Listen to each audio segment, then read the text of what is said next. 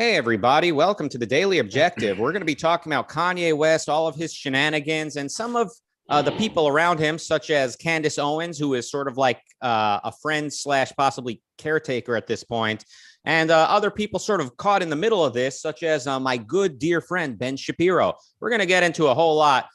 Here with me is a guy who, may someday play Kanye West in a movie, the way things are going. It's Mark Pellegrino. Thank you very much. How you doing, Rucka? Good. Yeah. Is that kind of an inappropriate joke to make, to say that by the time Hollywood does a Kanye West biopic, they'll cast a white guy to play him because that's how much they see him as betraying his own kind? Or is that too confusing? It's politically incorrect. I don't think it's going to score you any brownie points with the producers in Hollywood. But it might, because Kanye West is now seen as a man of the right. But what that even means anymore, I don't really know.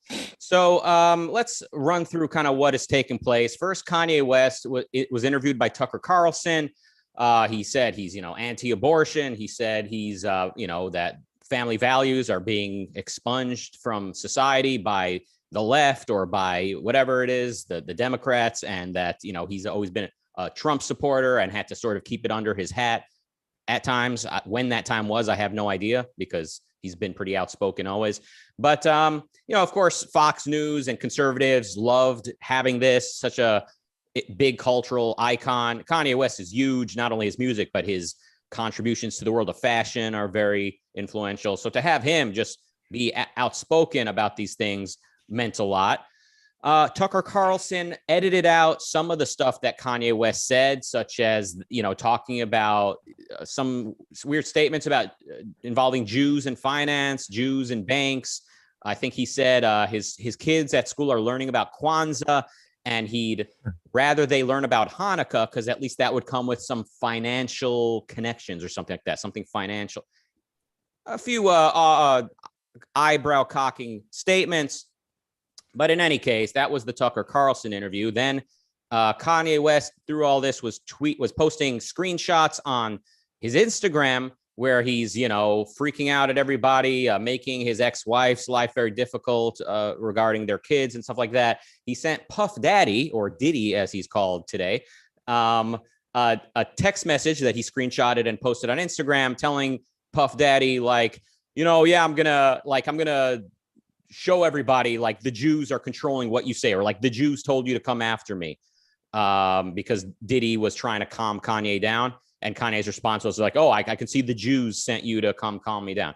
Okay, so far, quite off-putting, but not yet entirely outrageous, some would say. Then came the tweets last Saturday of last weekend, when Kanye tweeted out saying, like, I'm very tired right now, but when I wake up, I'm going DEFCON 3 on Jewish people.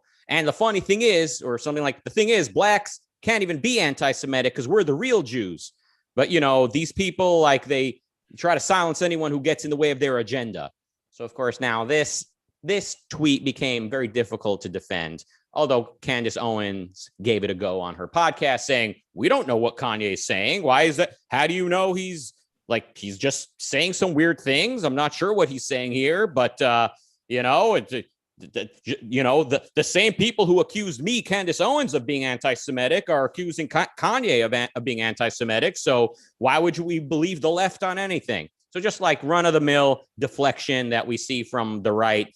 And of course, the leftists they play a similar game where it's like the enemy of my enemy, or the enemy of my friend, whatever it is. Like, if you criticize the enemy of my enemy is my friend, right?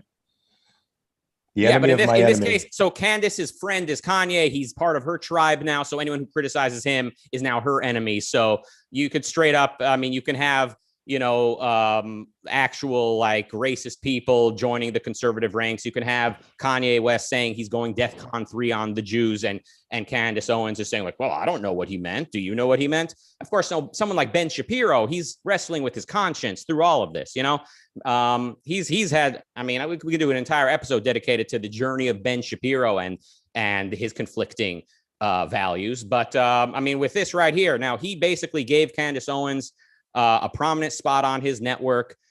He's vouched for her, obviously. He's promoting her new documentary, stuff like that.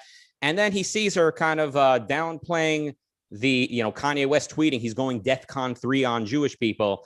And he's kind of trying to like wrestle with this and say, okay, look, I don't agree. I disagree with Candace Owens strongly, but at the Daily Wire, we can disagree with each other. Okay, yeah, of course you can disagree with each other, but at what point is your network at odds with your values, right? Like you wouldn't want to have an open Nazi on the Daily Wire. So when Kanye West is saying he's going to go DEFCON 3 on the Jews and accusing the Jews of, stopping anyone who gets in the way of their agenda,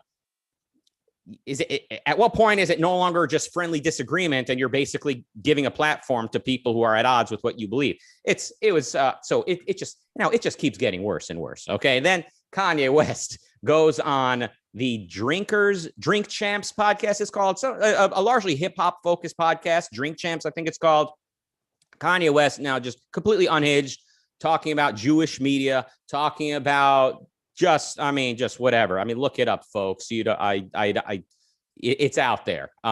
So he's unhinged at this point. This time you don't need a microscope or a magnifying glass to see, to see his designating the Jews as being a problematic force in society. He's straight up talking about Jewish media and Jewish, like he said that his personal trainer, who happens to be Jewish, like outed Kanye, told the media that Kanye was being hospitalized at one point. Like he's bringing this up, just like bringing up Jews in his life that he has a problem with and kind of grouping them together as the Jews being untrustworthy and generally harmful to the blacks. It's just, and he's friends with, like many rappers, he's friends with Louis Farrakhan, the notoriously anti-Jewish leader of the Nation of Islam. So Kanye West, just because he's now, quote, conservative, now that he's part of the right, doesn't mean he's no longer being influenced by, black nationalists and all types of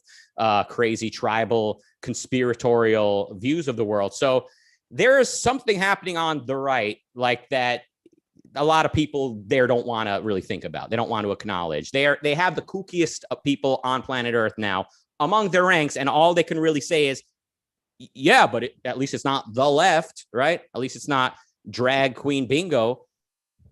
Are you so concerned by a few isolated incidents of drag queens at the library that you're truly just going to turn a blind eye to the craziest people on earth in your own political camp because it's, quote, beating the left? All of that has happened. And here's, to me, a very, very significant part that you're not really hearing from a whole lot of people. Candace Owens, through this controversy, posted a screenshot of an email that Chase Bank sent Kanye West. In this email, JP Morgan Chase said, "Dear Mr. West," or "Dear Kanye West, as we've previously discussed, we're removing your company from our bank, as previously discussed."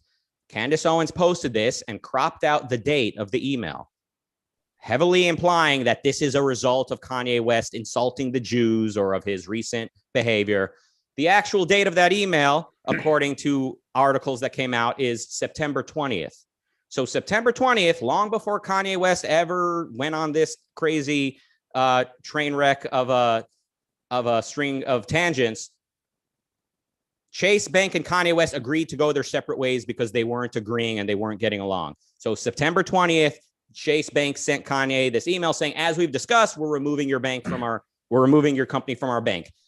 This, a few days ago, Candace Owens posts a screenshot of this email, strongly implying that the bank has canceled Kanye for insulting the Jews. And then she replies to her own tweet, like she follows up saying, "We are entering a dangerous era where you can have your life destroyed simply for your opinions and for expressing, Did it cancel him because he's right wing? If this was September 20th, Kanye hasn't brought up a right wing opinion in a long time. He's been outed as a right winger for a couple of years now. Do you think they're canceling because he's a right winger? Of course not. He was talking about supporting Trump and visiting Trump, I don't know, 4 years ago, 3 or 4 years ago. Since then, Kanye has told interviewers that the whole thing was a big fake out just to get some of his friends out of jail with the help of Trump. He says something different every day, but in the recent era, in the post-2020 political cycle, whatever, in this current era, Kanye hasn't talked about politics until about a week and a half ago. So, and he's been with Chase Bank through all of this. So there's no reason to just assume they're what's their reason? What's their reason for breaking off relations with him? They weren't getting along. They disagreed. Kanye is, apparently a very difficult person to deal with. He's very unreasonable. We can see he's paranoid and constantly freaking out at the people around him. He allegedly showed pornography to some of his fashion associates in a setting where it was inappropriate. So he's upset people in the boardroom. And generally, this guy gets away with all kinds of outlandish behaviors that people don't want to deal with, but he's obviously a very lucrative client to have. But it was mutually agreed by Chase Bank that Kanye West would take his business elsewhere, which is why Candace Owens needed to crop the tweet. If Kanye was being thrown out of his bank for his politics, why did Candace need to crop the date of the email out and make it look like this is happening right now as a result of Kanye's tweets and interviews? And when you look at the way people have responded to Candace's posting of this email screenshot, people are just assuming, yeah, this is the left. This is the Jewish left. This is, you can't criticize the Jews and you can't criticize the left. Candace Owens. Yeah, go ahead. There's a great deal of anti-Semitism on the left. I know that from my social media interaction with them, but I feel like there's a few different things going on here. And the main thing I think we could probably agree on is that Kanye West is out of his fucking mind. I think he's having a mental breakdown and has been having one. If he hasn't been in a constant state of mental distress for many years, he's certainly peaking out now and is in dire need of medication and therapy. So I think this seems to be the primary thing that's happening right now. And of course, the atmosphere that we live in today, polarized camps, tribalism, false narratives flying around on both sides of the political aisle, where you can't believe anything anybody says. I can't imagine that is a particularly fortifying place for a man whose mental health is in great distress. There's nothing solid to hold on to. There's no objective reality that he could cling to bring him back to reality. So he's in free fall, it seems to me, at the moment. Yeah, I agree. Go ahead. But the second thing is, I think there's also a great deal of anti-Semitism in the Black community. It just doesn't receive as much attention because many of those people who are anti-Semites, like Louis Farrakhan and what's his face, the other civil rights cat. I'm just having a senior moment. Al Sharpton. Al Sharpton is another one. Jesse Jackson. They've made some pretty awful comments and claim some pretty crazy conspiracy theories themselves, but because they're on the left, it sort of does a flyby. We have a man melting down in public right now who affiliates with the right, and it becomes a massive, massive problem. Yeah, I agree that Kanye's, anti-Jewish rhetoric is being highlighted by the media because he's recently a sort of conservative icon. But nonetheless, why are conservatives buying into this? And why are they first showcasing Kanye West's statements when they do agree with it? They're like, oh, great. Yeah, he's anti-abortion and wants family values. But if he's crazy, why would you exploit what he's saying one way or the other? And Tucker Carlson edited out some of the stuff that Kanye said because they were very weird statements about the Jews. But then when it gets to a point where Kanye West is bringing this conspiratorial worldview and his suspicion and strong blaming of the Jews with him into the conservative world, it creates a serious sort of problem for conservatives. And someone like Candace Owens, it's not just that she's sort of downplaying it. She's actually stoking the flames and encouraging people to think that anti-Semitism is just an advent of the left, because she's making it look like Kanye West is just being canceled by the left. He's not being canceled by the left. He is actually saying stuff that are troublesome to people, should be troublesome to people that are opposed to racism and anti-Semitism from any political walk of life. Well, we know now that it's really about, for both sides, it's just about defeating the other tribe. That's really all that matters to them. I've been following Herschel Walker's son, Christian Walker's attempts reluctantly at first to out his father for the man that he is, which seems to be a man who abandons his kids and goes out and has sex with a lot of women rather indiscriminately, even though he professes to be a social conservative and a Christian, a God-fearing man. He was put in this position. It took a lot of cashews for him to come out and out his father. He took a lot of flack for it. But the conservatives are backing Herschel stronger than ever. They're not really deeply investigating whether or not this abortion accusation is true or not. They just take him at his word that it's false. And because the reason is they need this congressional seat. And you see it on social media. It's people that would chime in on Christian Walker's social media page and actually make the claim, look, we need this seat. I'm sorry that he wasn't a good father to you or that he wasn't there for you, but we need this seat. And that's what matters to these people, is the political victory over the left. That's it. Everything else is, will go by the wayside. And let's face it, the right doesn't have a whole lot of celebrities that they can glom onto it. Celebrities naturally flow to the left. It's sort of almost automatic. It's expected at this point. So they try to hold on to a celebrity whenever they can get it because they feel it makes them more legit in the eyes of the people.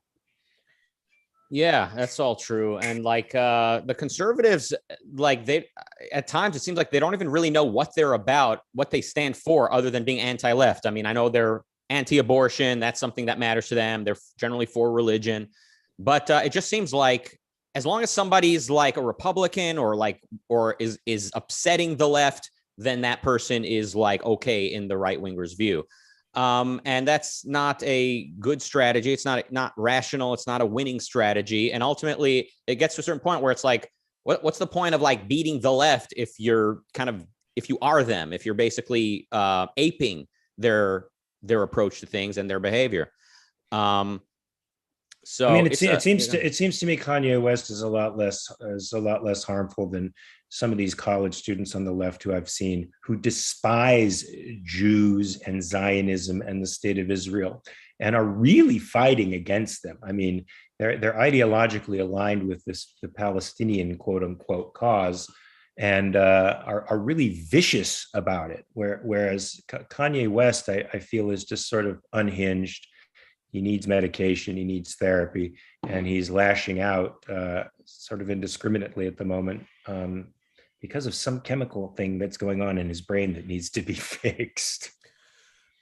So I don't know where chemicals in the brain end and philosophical wanting or philosophical influences and decisions begin. I mean, we know Kanye West came up in a century, in a period where there's often very little good philosophical influence. There's very little of a good rational method, very little individualism when it comes to ethics and so forth.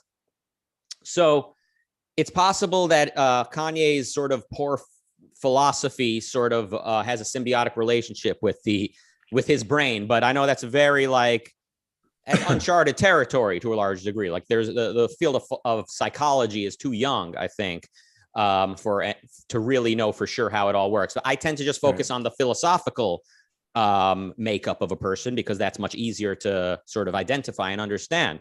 But I've wondered if the two sort of have an actual relationship. If somebody, I once heard Leonard Peikoff say in one of his Ford Hall forums something like there's no recorded case of schizophrenia before Immanuel Kant's philosophy came around. Could be coincidence. But didn't they simply call those cases possession, or they called it by another name? Right. I mean, we know that Joan of Arc came before Immanuel Kant. She heard voices in the bells, and the voices were angels telling her what to do. That sounds schizophrenic to me.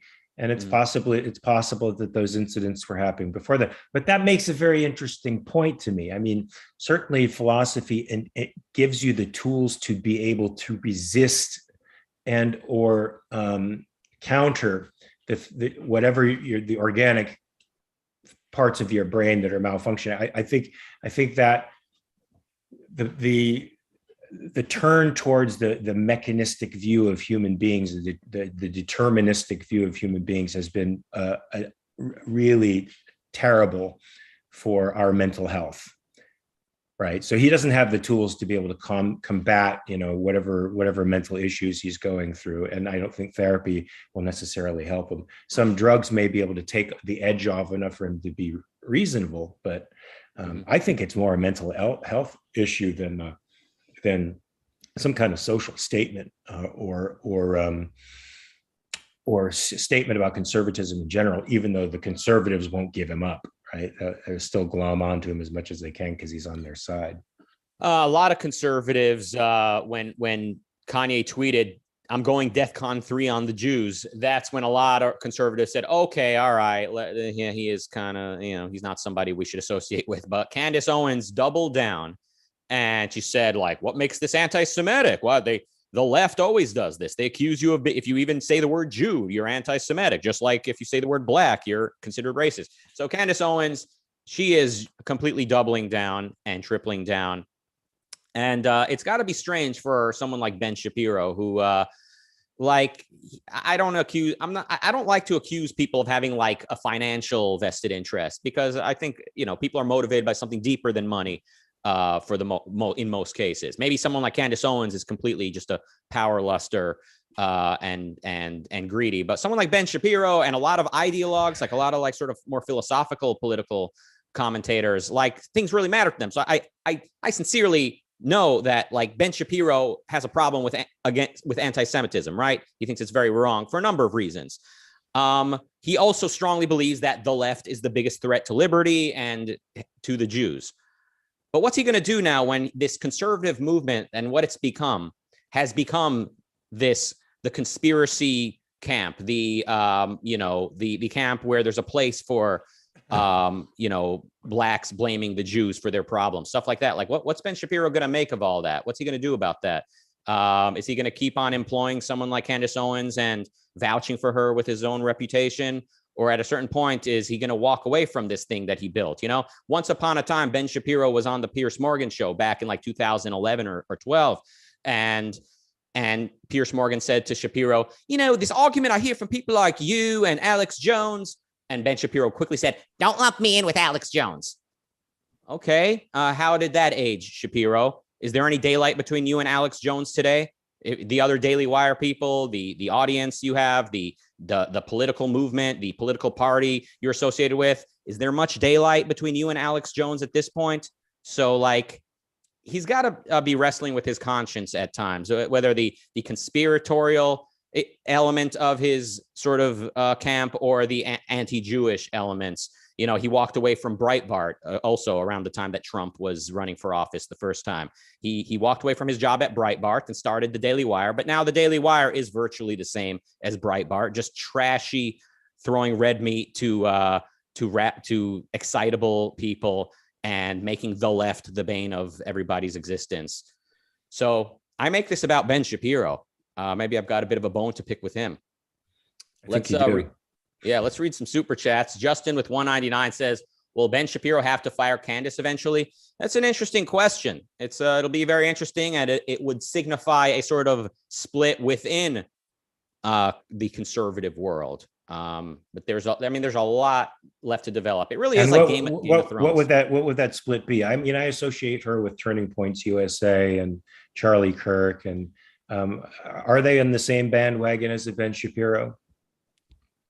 Yes, but all of them have sort of changed over time. Once upon a time, Turning Point was the Yaron Brook fan club, and among other influences, they were also religious, a lot of them. But today, they are the Trump fan club, the protectionist, the election was stolen think tank. Like they are the probably anti-vax club. So like, Turning Point has changed over time, just like Candace Owens. She's largely gained a lot of her success in recent years by being anti-vax and for promoting the election fraud narrative. So like, to a large extent, it's not even an ideological scene. It just really is like tribal. Like this tribe has this set of positions and this tribe over here has that set of positions.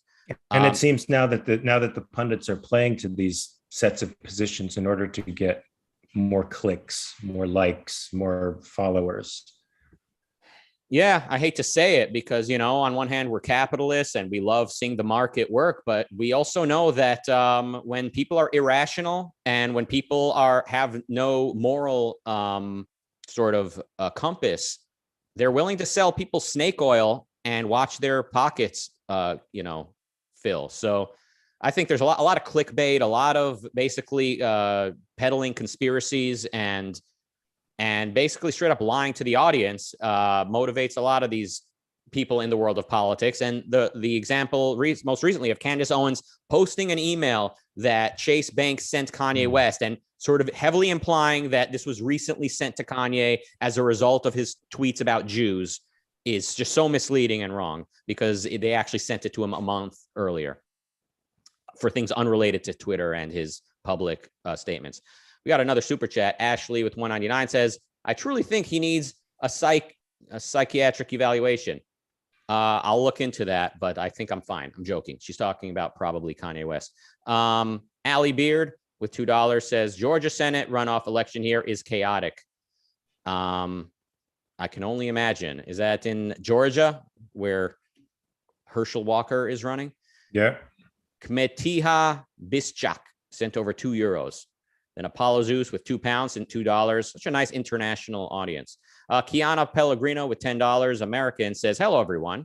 I'm not sure if this has to do with the discussion, but I've noticed schools have started teaching in a democratic view and bashing Republicans.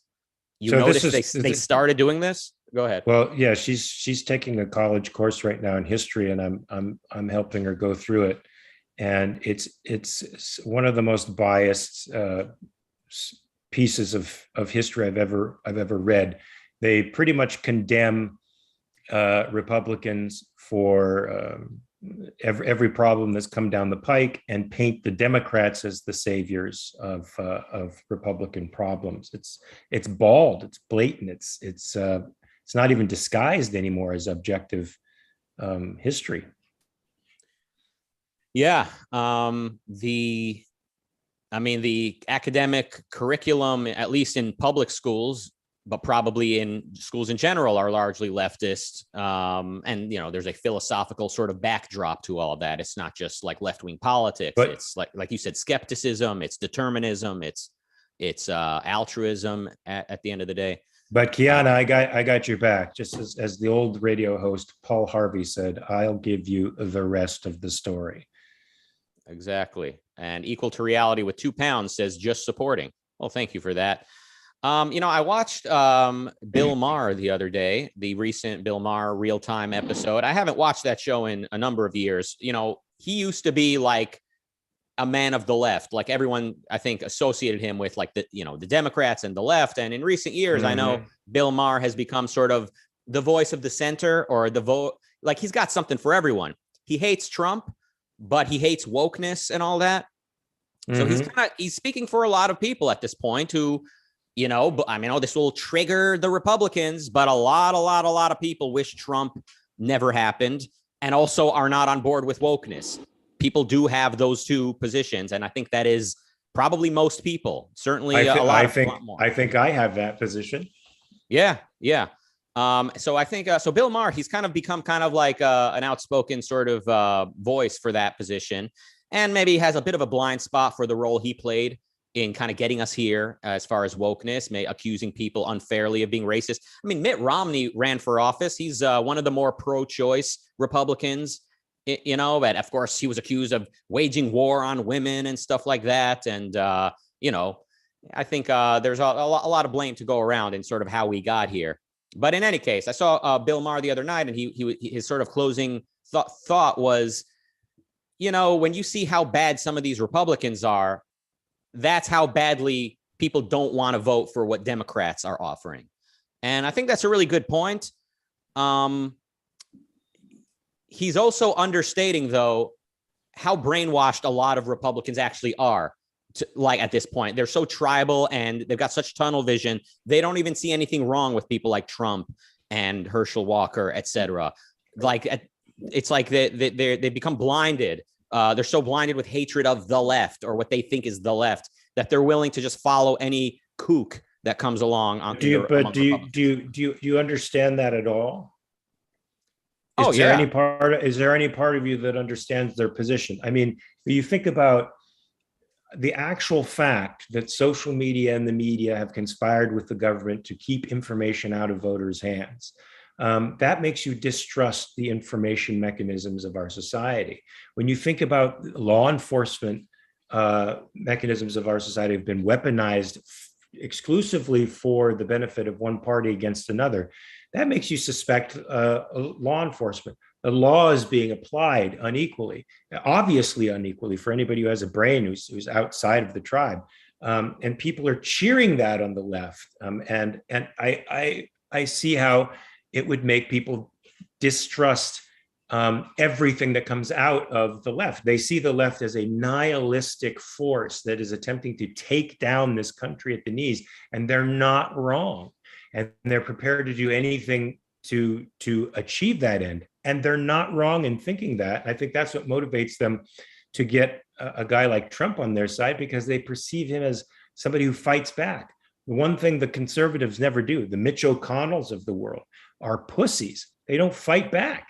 And they want somebody who's going to actually throw the awful rhetoric, the disgusting stuff that the left does with impunity right back in their faces. And I think they felt they got that with Trump.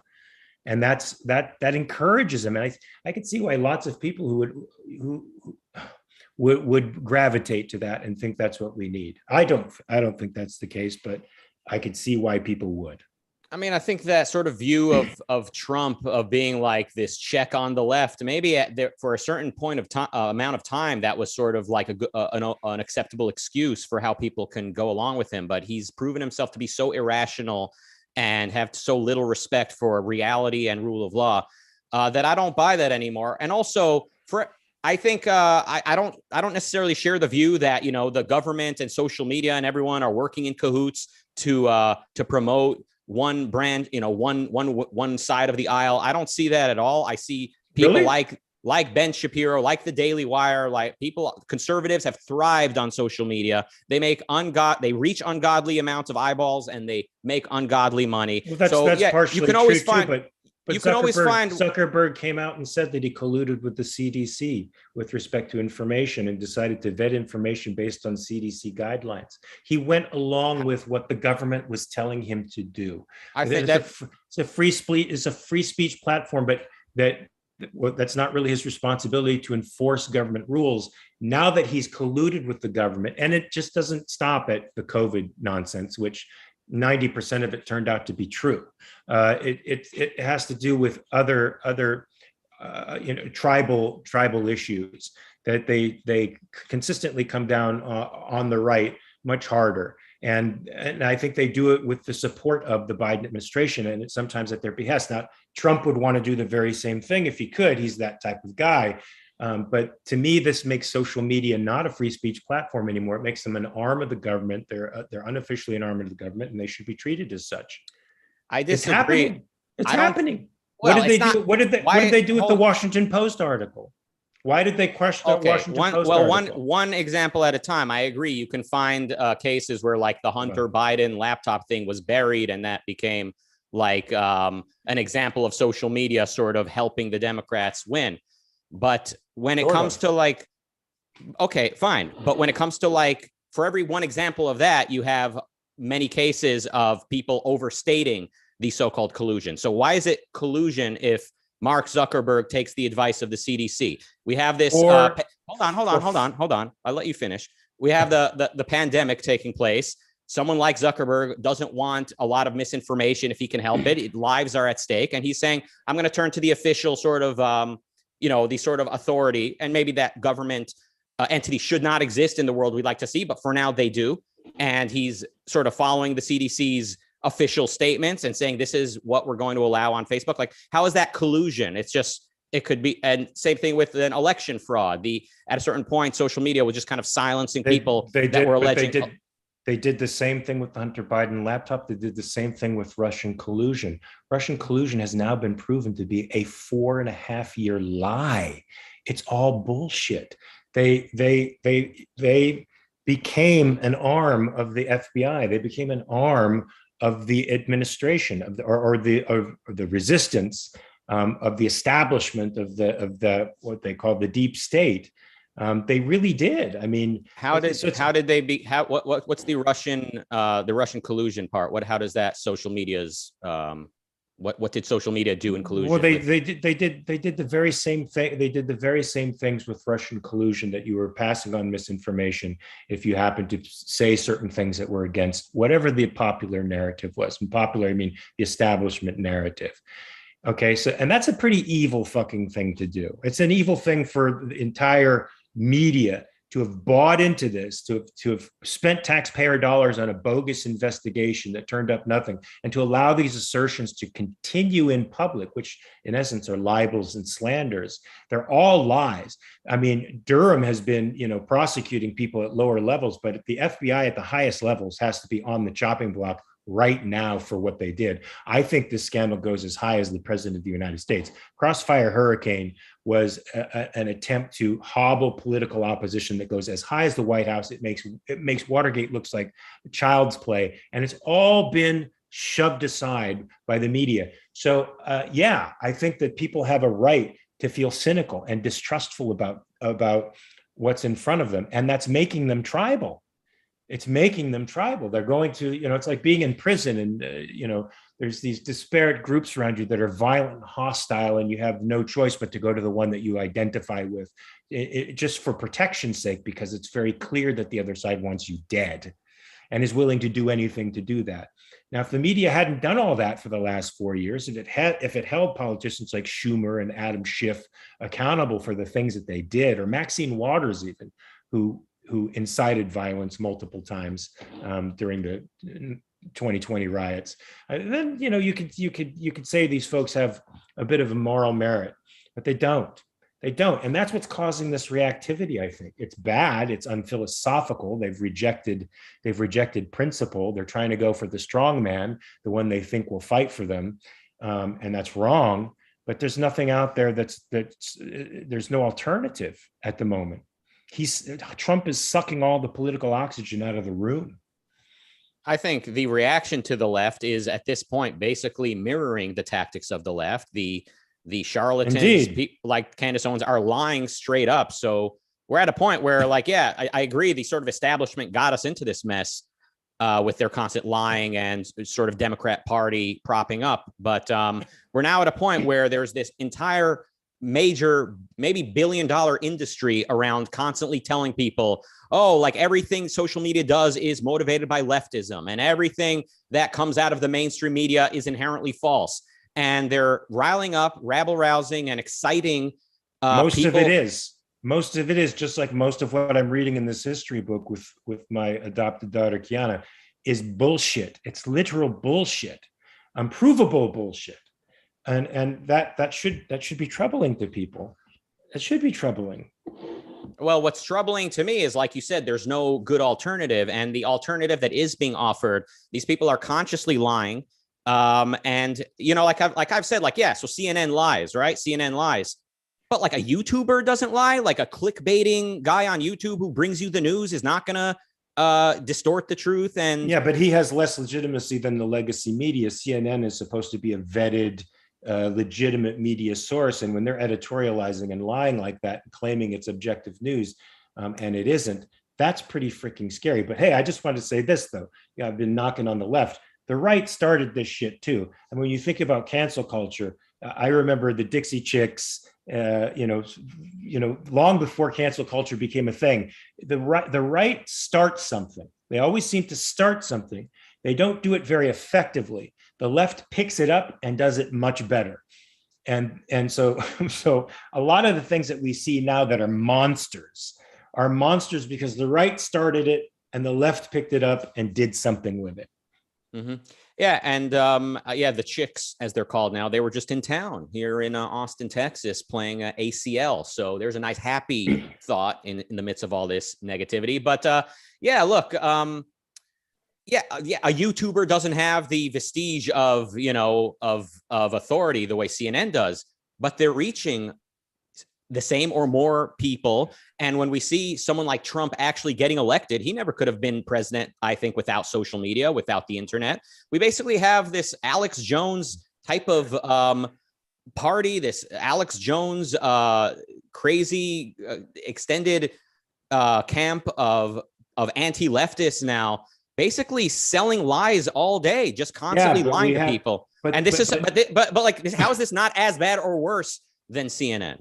I'm asking. Because the left has institutional capture, and because the left's conspiracies are believed by people, because the right gave up science a long time ago, and now the left claims it, and they claim it in a corrupt way to pass on their own apocalyptic notions, their own religious zealotry, the collectivism, and conspiracies. They do the same thing, but they have for some reason a veneer of legitimacy because they've captured the institution. So I mean, they lied to us about the climate terribly, and it's not just a lie. It's a lie that has bite. It has political bite because politicians take it seriously and are actually doing something about it. They're destroying lives and economies as we speak all around the world. They're putting us in food insecurity, energy insecurity. They're putting our entire lives in jeopardy in pursuit of an ideology that is absolutely and totally insane.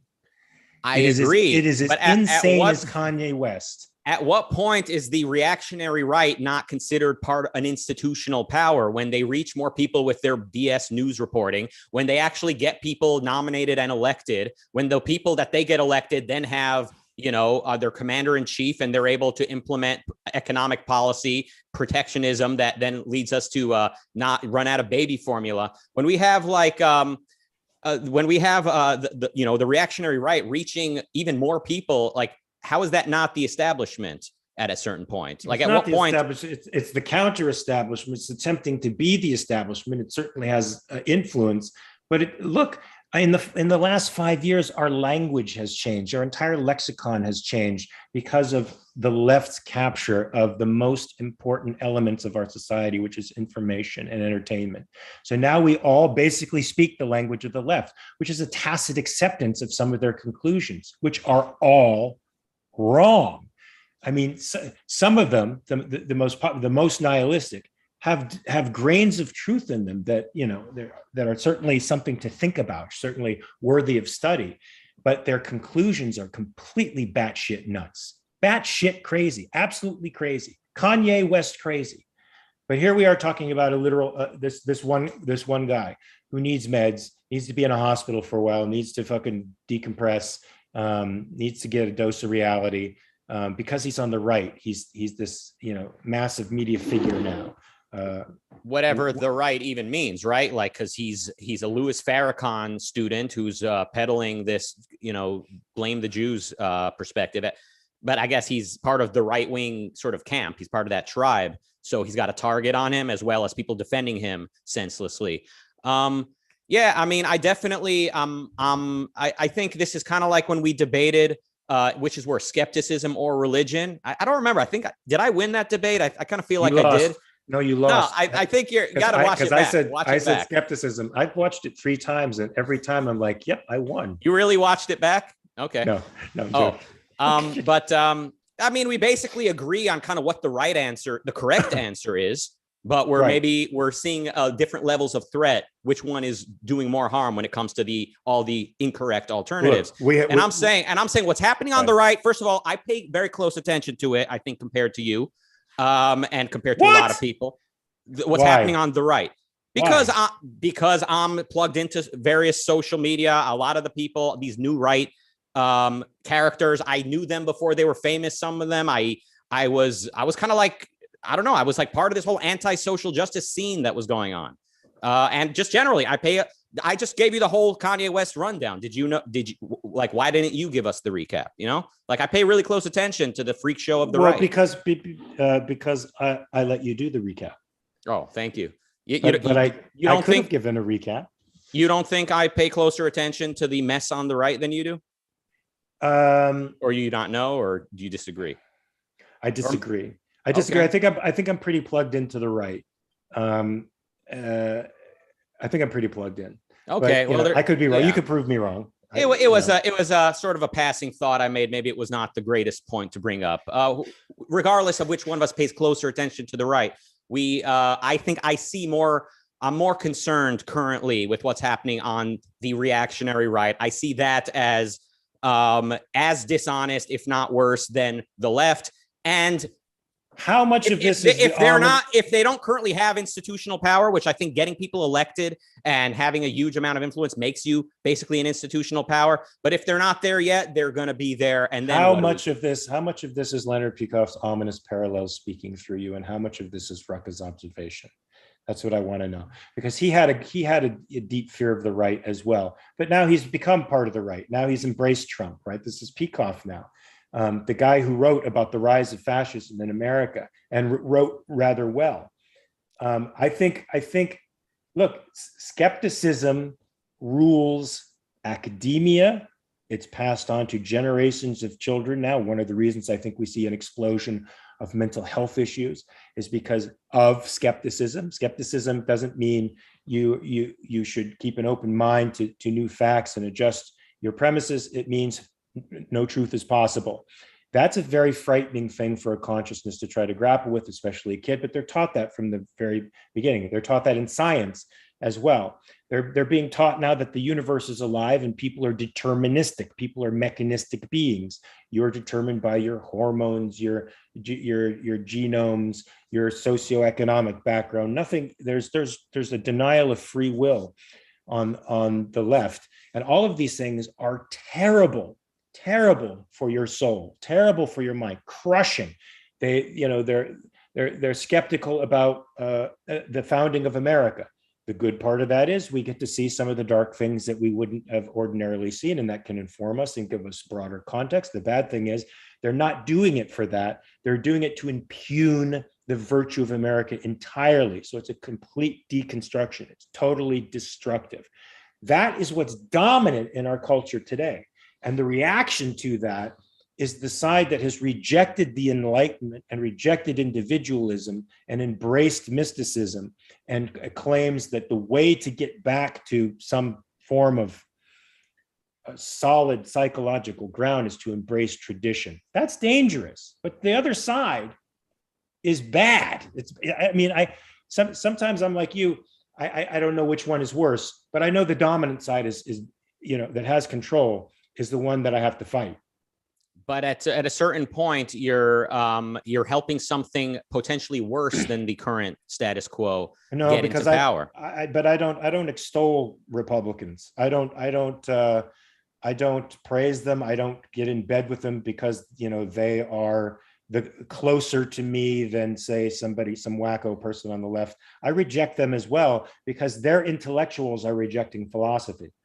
Their intellectuals are rejecting the Enlightenment and rejecting individualism. That's what's scary. That is scary. So what we have today is the 1930s all over again. Here, Peikoff is right in a sense. Again, we have two versions of the left, two versions of collectivism fighting each other for dominance, and the solution rests in neither of them. We have to reject both entirely and embrace individualism, egoism, capitalism, freedom, uncompromising liberty. But that our voices are very minute. Thank God for social media because they get magnified more than they would otherwise. And I'm with you on that page. But I also see how social media limits our voice. They limit our voice. Look, we're not probably going to agree about about how bad social media is. Nobody's been effed with by social media more than I have, with a couple possible exceptions. And I'll be the first to tell you, they're much less of a monolith than we want to believe, than we tend to think. There is an industry around lying and over exaggerating how bad social media companies actually are. With regards to Leonard Peikoff, I just want to say, I don't think we could say he's embraced Trump based on a couple of remarks he's made since retiring. People can look up what he has said since retiring. It's not that the Ominous Parallels book is speaking through me. I think I'm paying attention to what's happening in the culture and what I'm seeing with my own eyes. And it kind of I think you said, it's sort of confirming this sort of Weimar Republic parallel that's taking place. So, yeah, I think we basically agree that both political tribes are bad. But what makes me extra scared of the right is they seem to have gone the extra mile in rejecting respect for the intellect. And they've gone an extra step in rejecting any sort of academic process that's to be respected. I think we are moments away from seeing someone like Kanye West say, you know, the Holocaust never happened or it's exaggerated. And then someone like Candace Owens and right-wingers saying, well, yeah, I mean, those World War II numbers came out of leftist academic institutions anyway. So, you know, we shouldn't cancel people who say that. And next thing you know, it's like you now basically have like a full-on fascist Republican Party. But it's true that the universities have been a source of intellectual rot for a long time. Columbia University in particular was a source of a lot of bad thinking that has now become mainstream. And lots of teachers and reporters are educated out of these schools, and they become the mouthpieces for this shit, this crap ideology. So their anti-intellectualism isn't so much anti-intellectual as anti-established educational establishment. They're for breaking off. They're for the private sector. They're for defunding some of these universities and letting them, you know, exist in the marketplace the way they should. And I think if that were the case, you know, a lot of these academic institutions wouldn't be as powerful as they are today. I think that's where we see things differently. The reactionary right is anti-intellectual. They have no respect for the process of arriving at your conclusion. And I know the left is corrupt. The academic establishment is polluted by all types of anti-intellectual influences.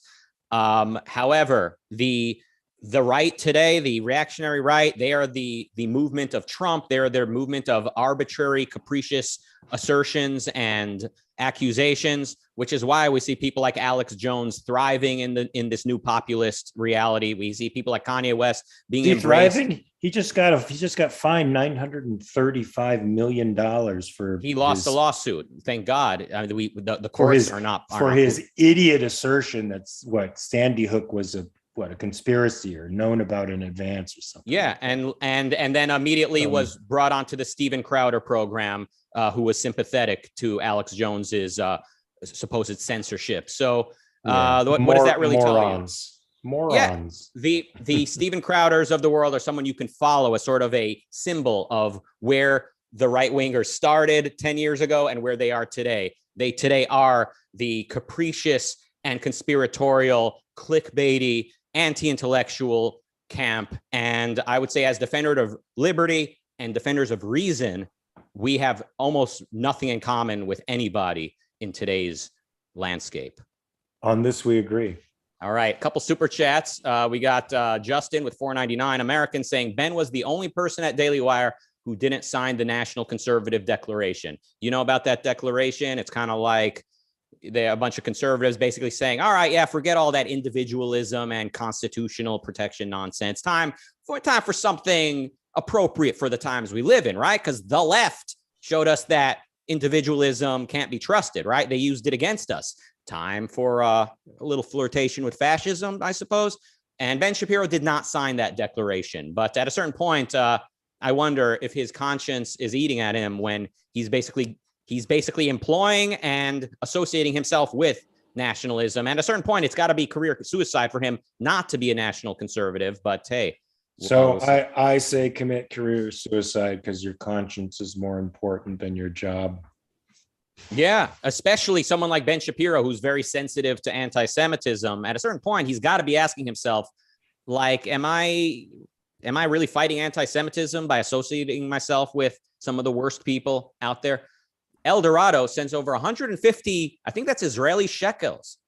Hey, what's that? How much is that? How much is that in dollars? Do you know? Last I checked, it's like 4 times less than $1, right? So 100, what's 150 divided by 4? Since you're the academic guy who's helping Kiana study at school, what's 150 divided by 4? I'm helping her with history, not like math. 35 or something like that. Close enough. Yeah. 37 and a half, maybe. I think that's right. Thank you for El Dorado. Thank you for them shekels. Always nice to see the bright purple color in the super chat, even if the currency is not nearly what the dollar is worth. But yeah, good to see also we've got the Israeli support, you know, the Jews here funding us and propping us up with their influence. Thank you, Jews everywhere. Not Another Guitar Channel with $5 Australian says, On one hand, I agree with Rucka, but on the other hand, I agree with Mark. All right. Louise with £4. What that means is she mostly agrees with me. She's just trying to make you feel good because you're hosting. Thank you. And I think it's a guy, but who can tell these days? Am I right? Am I right? That's just what the left. Okay. Allie Beard with $2 says, wasn't much of the debate and y'all throwing hands. Wasn't much of a debate and y'all throwing hands? ? Oh, Allie, when we debated skepticism versus religion, which is worse. Oh, it wasn't much of a debate. Thank you, Allie. I thought it was a great debate. Well, the audience, the customer is always right. Okay. It's like $42, says producer Daniel. Thank you again to the Israeli.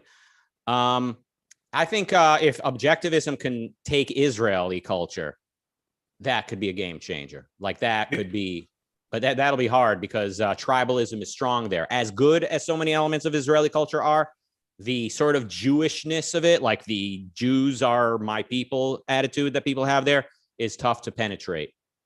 But hey, also something that one can understand given, why they had to create a safe space for themselves.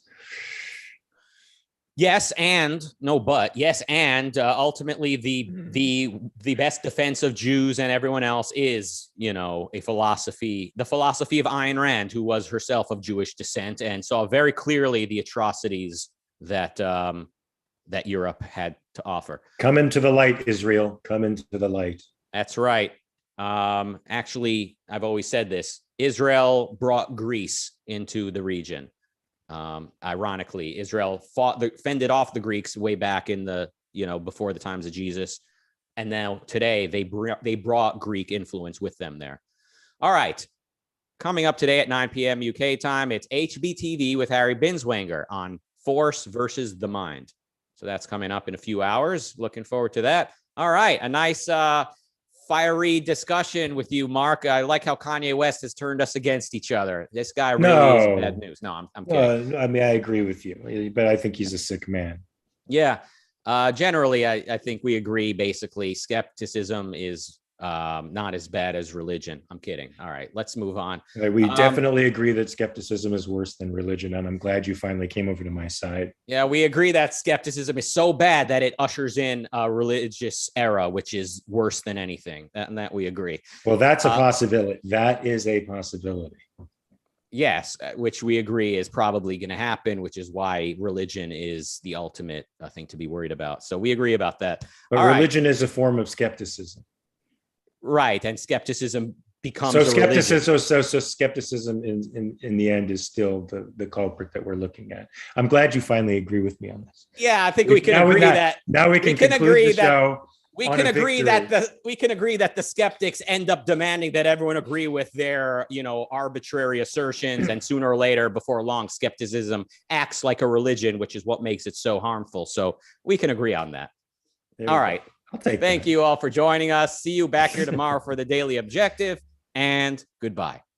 Peace.